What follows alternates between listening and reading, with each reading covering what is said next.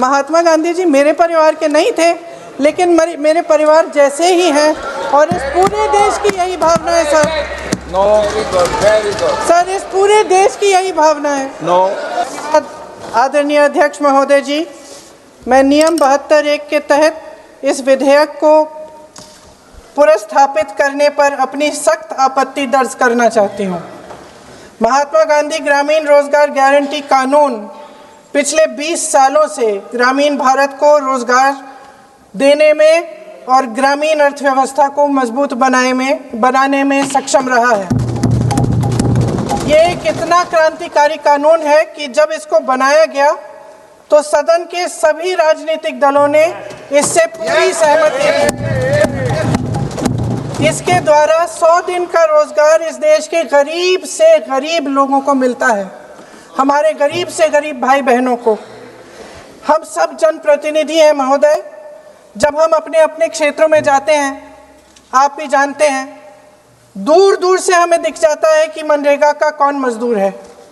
सबसे गरीब होता है, चेहरे पे झुर्रियाँ होती हैं, हाथ मिलाए तो सर हाथ पत्थरों की तरह। हाँ सर, मैं कर रही हूँ, पहुँच रही हूँ, हाँ मुझे पहुँचने दीजिए। नहीं, 1 मिनट लूँगी, मुझे पहुँचने दीजिए। सर, उनके हाथ पत्थरों की तरह कठोर होते हैं क्योंकि इतनी मजदूरी करते हैं। तो सर, मेरा जो इस बिल पर ऑब्जेक्शन है सर, ये जो कानून है इसके तहत हमारे गरीब भाई बहनों को जो रोजगार की कानूनी गारंटी मिलती है, जो अधिकार मिलता है, वह इस योजना में मांग के आधार पर संचालित होता है। मतलब जहाँ जहाँ रोजगार की मांग है वहाँ इस योजना द्वारा 100 दिनों का रोजगार अनिवार्य है, देना अनिवार्य है। इसके साथ साथ केंद्र से इसके लिए जो पूंजी जाती है वो भी मांग पर आधारित होती है। यानी कि इस योजना के लिए जितने पैसे जहाँ भेजने हैं, कितने भेजने हैं, वह ज़मीनी परिस्थितियों पर आधारित होता है और मांग के आधार पर निर्धारित होता है। सर, इस विधेयक की अनुसूची 1 में उपनियम 4(1) और 4(2) द्वारा केंद्र को इजाज़त दी गई है कि वह पहले से ही निर्धारित कर लें कि कितनी पूंजी कहाँ भेजी जाएगी। इससे संविधान के 73वें संविधान संशोधन को नज़रअंदाज किया जा रहा है। सर महोदय, इसके ज़रिए ग्राम सभाओं को इस योजना की मांग की ज़मीनी परिस्थितियों के आधार पर तय करने का पूरा अधिकार दिया जाता था। आज वो अधिकार कमज़ोर किया जा रहा है। सर, आखिर बात है, 1 मिनट, जब आप इस पे पूरी डिटेल चर्चा हो तो आप डिटेल बोलना। इस पे आपकी पार्टी शुरुआत है सर, अभी ये शुरुआत है। सर, जो हमारे संविधान की जो मूल भावना है कि हर एक व्यक्ति के हाथों में शक्ति होनी चाहिए, वही मूल भावना पंचायती राज में है और उस मूल भावना के विरोध है ये जो अधिनियम जो ये विधेयक आ रहा है। सर, इस विधेयक के जो प्रबंधन है जिससे रोजगार का जो अधिकार है, कानूनी अधिकार है, वो कमज़ोर हो रहा है, वो हमारे संविधान के विपरीत है। सर, ये हमारे इसी सदन ने ये कानून बनाया और इसी सदन ने ये अधिकार जनता को दिया है। ओके। सर, एक और है सर, महात्मा गांधी मनरेगा में 90% अनुदान केंद्र से आता था। इस विधेयक द्वारा ज़्यादातर प्रदेशों में अब 60% आएगा, इसको घटाया गया है। ओके।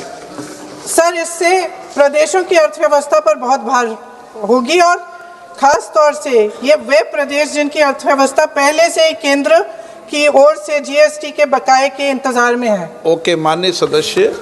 हो गया